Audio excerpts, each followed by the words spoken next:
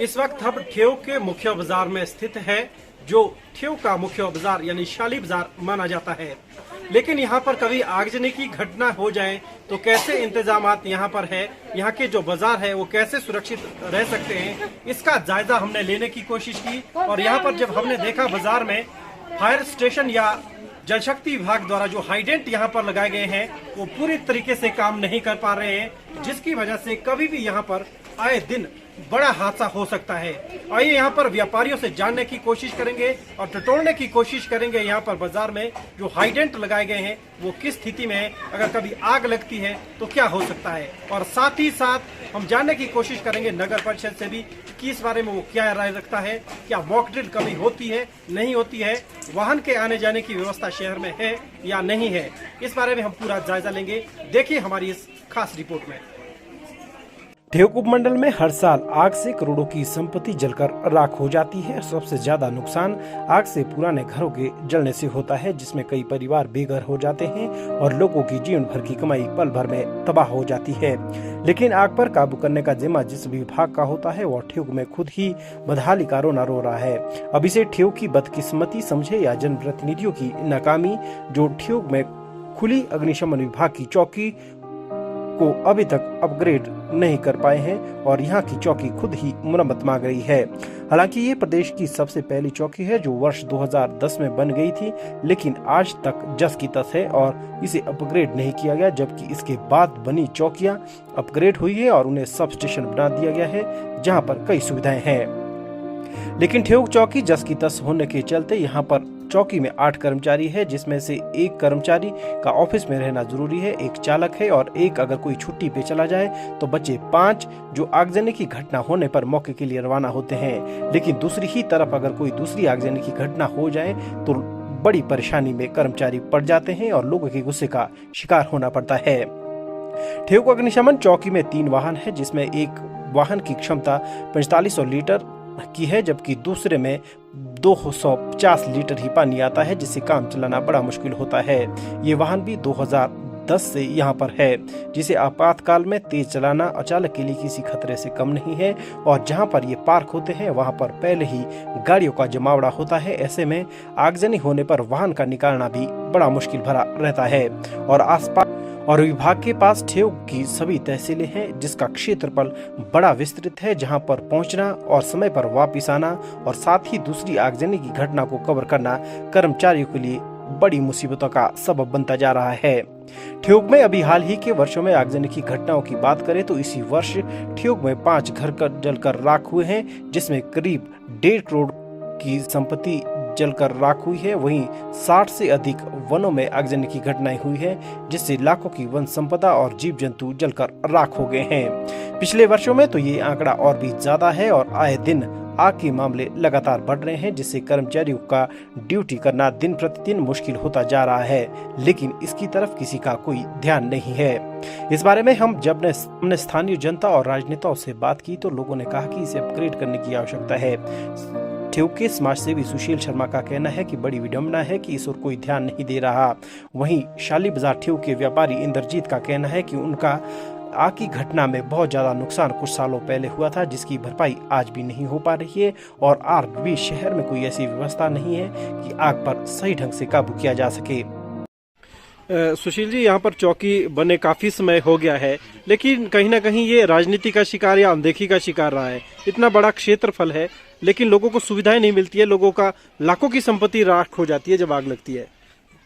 देखिए जनाब, बात ये है सारी यहाँ पे कि है तो है ये हिमाचल की सबसे पुरानी चौकी फायर की, मगर आज तक इसको कभी सब स्टेशन में कन्वर्ट करने का कभी सोचा नहीं गया।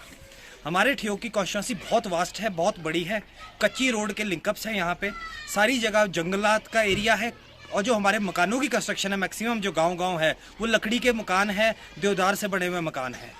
आग लगना अब इतना हो गया है कि हर साल कोई 50-60 केस तो आग के है ही है, जिसमें घासनियाँ भी जलती है, जंगल भी जल रहे हैं, मकान भी जल रहे हैं। बात यह है कि हमारी कॉन्स्टिट्यूंसी इतनी बड़ी होते हुए हम इतने साल हो गए, ये एक मशीन हमारे काम करती है जो यहाँ हमारे पीछे खड़ी है। इस एक मशीन से कितना कवरेज होगी, स्टाफ तो नामात्र है, 5-6 आदमी है स्टाफ के, पूरा कॉन्स्टिट्यूंसी कैसे कवर करेंगे।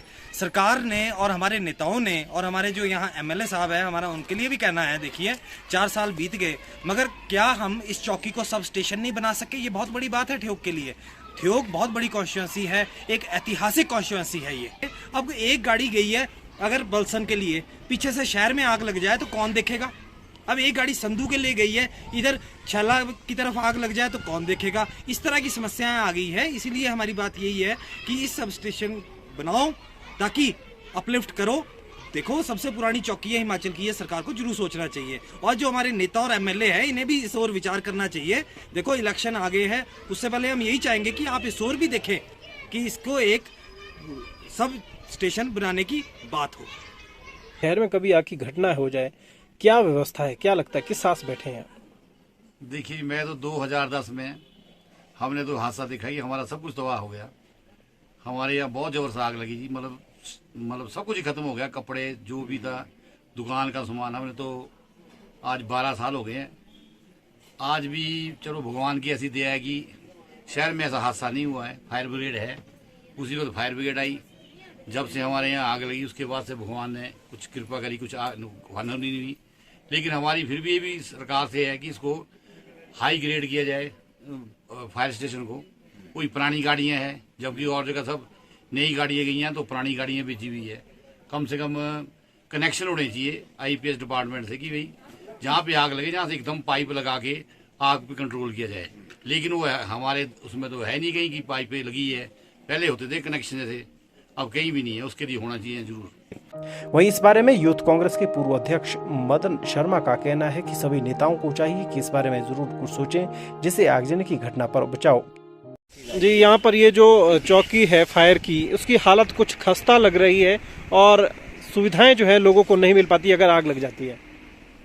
सुरेश जी, मैं आपका धन्यवाद करना चाहता हूं कि आपने काफ़ी ज्वलनशील मुद्दा जो ठियोग के अंदर है उठाया।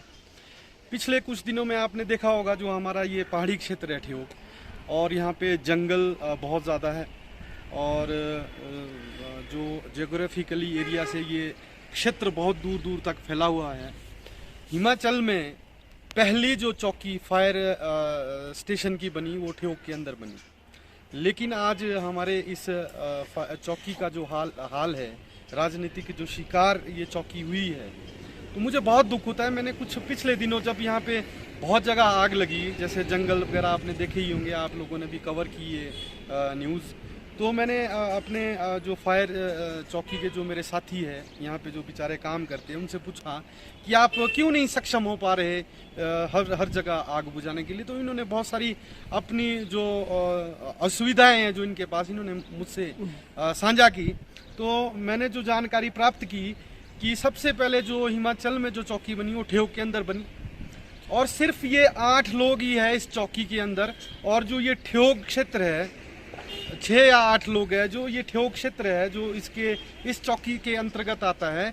ये यहाँ से लेकर नारकंडा तक और नीचे मुंडू तक, और इधर आपका चियोग, नाहौल, दरहेच वगैरह, और इधर आपका भराना, मजराना वगैरह, ये बहुत बड़ा क्षेत्र जो इस चौकी के अंडर आता है। और सिर्फ 6 जो अधिकारी यहाँ पे काम करते हैं, 6 लोगों के अंडर इतना बड़ा क्षेत्र आता है। मैं चाहता हूँ कि आने वाले दिनों में, या मैं सरकार से भी अनुरोध करता हूँ और सभी यहाँ के जितने भी जिम्मेदार जो यहाँ पे राजनीतिज्ञ है, सबसे मैं आग्रह करता हूँ कि इस चौकी को अपग्रेड किया जाए और सब स्टेशन बनाया जाए, और कम से कम यहाँ से 30 से 40 लोग यहाँ पे कार्यरत होने चाहिए, जिससे कि जितना बड़ा क्षेत्र है इसको जब यहाँ कोई आगजनी जैसी स्थिति उत्पन्न हो और उसके ऊपर काबू किया जा सके। तो मैं सबसे यही निवेदन करना चाहूँगा। इस बारे में मौजूदा सरकार व भाजपा के जिला महासू युवा अध्यक्ष विनोद हेटा से जानना चाहा तो उन्होंने कहा कि पूर्व की भाजपा सरकार ने इसे बनाया था और लोगों को सुविधा दी थी, लेकिन ना कांग्रेस ने कुछ किया और ना ही मौजूदा विधायक राकेश सिंघा कुछ कर रहे हैं, जिन्हें लोगों ने चुनकर विधानसभा भेजा है। विनोद जी, यहाँ पर ठियोग में फायर की चौकी है, 2010 के समय में बनी है, लेकिन अभी तक अपडेट नहीं हुई है। आगजनी की घटनाएं बहुत कुछ यहाँ पर घटित होती है। इनके पास ना एम्प्लॉय है, ना कोई गाड़ियों की ऐसी व्यवस्था है। क्या कहना है आपका?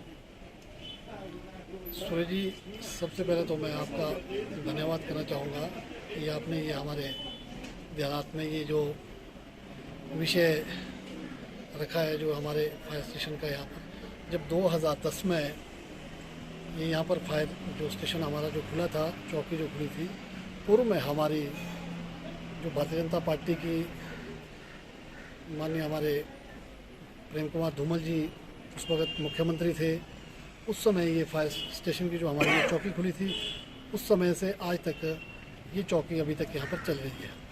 जहाँ तक आपका विषय है कि 2010 से यहाँ पर बहुत पुरानी फायर स्टेशन की जो ये चौकी है, इस विषय में मैं आपसे कहना चाहूँगा कि जो ये हमारा जो अपग्रेडेशन का जो ये मामला रहता है, ये जो हमारे जो विधानसभा क्षेत्र से जो चुना हुआ प्रतिनिधि होते हैं, हमारे माननीय विधायक जो है यहाँ से राकेश सिंघा जी यहाँ से विधायक है, तो हमारा कहीं ना कहीं ये मानना है कि ये बातें एक विधायक की रहती है, उनकी प्रायोरिटी रहती है कि भाई ये जो हमारे पास हमारे विधानसभा क्षेत्र में जो कमियां हैं उन्हें पूरा करने के लिए आप सरकार के पास जाएं, आप सरकार से बात करें, इस विषय में आप सरकार से बात करें। और मैं ये चाहता हूँ कहीं ना कहीं ये जो है नालायकी हमारे विधानसभा क्षेत्र से जो चुने हुए विधायक है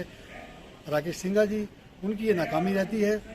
क्योंकि मैं आपसे आपके चैनल के माध्यम से कहना चाहूँगा कि विधायक महोदय के पास तो मुझे लगता है कि उन्हें तो धरना देने के सिवाय कोई और काम है नहीं है। हमें नहीं लगता है कि उन्होंने कोई भी ऐसा ठियोग विधानसभा क्षेत्र के लिए कोई योजना लाई हो। आप तो फायर स्टेशन की बात करें, किसी भी क्षेत्र में देख लो आप, हमारा चाहे पेयजल का जो संकट है वो भी हमेशा बना रहता है। तो कहीं ना कहीं ये हम पूरा जो है ये श्रेय हमारे जो इस विधानसभा क्षेत्र के जो विधायक है राकेश सिंघा जी, उनके ऊपर जाता है। इस बारे में सीपीआईएम नेता संदीप सोनू से बातचीत की तो उन्होंने कहा कि भाजपा अपनी नाकामियों को छिपाने के लिए आरोप प्रत्यारोप लगा रही है, जबकि सरकार भाजपा की है और यहां से मुख्यमंत्री जयराम ठाकुर के करीबी एपीएमसी चेयरमैन नरेश शर्मा और जिला महासू के अध्यक्ष अजय श्याम है, जो ठियोग में कोई भी विकास कार्य नहीं करा पा रहे हैं और अपनी नाकामी छुपाने के लिए दूसरों के ऊपर अनाप शनाप बयानबाजी करते हैं। जबकि सीपीआईएम ने ठियोग में कई जन आंदोलन कर सरकार को विकास कार्य करने के लिए मजबूर किया है। सोनू जी, यहाँ पर ये फायर स्टेशन चौकी है 2010 की, लेकिन अभी तक उसको अपडेट नहीं किया गया है और बीजेपी का आरोप है कि मौजूदा विधायक है 4 सालों से, लेकिन उन्होंने इस दिशा में कोई प्रयास नहीं किया है। क्या कहना है आपका? देखिए सुरेश जी, ऐसा है, ये सिर्फ आरोप और प्रत्यारोप जो बीजेपी की यहाँ पे नेतृत्व है वो सिर्फ आरोप राजनीति करने के लिए लगाते हैं, वरना यहाँ से एपीएमसी के चेयरमैन है, जो महासू के जिलाध्यक्ष है अजय श्याम जी, वो हमारे ठियोग से है और सरकार इनकी है और ये जयराम ठाकुर जी इनके बहुत निजी संबंध है नरेश जी और जयराम जी के। तो इतना तो ये भी करवा सकते थे कि वो जो पुलिस ये जो आपकी फायर की जो फायर स्टेशन है, फायर चौकी है, उसको अपग्रेड करके प्रॉपर फायर स्टेशन का उसको दर्जा दिया जाता, उसका एक भवन बनता और उसका जो स्टाफ की जो शॉर्टेज है वो पूरी होती।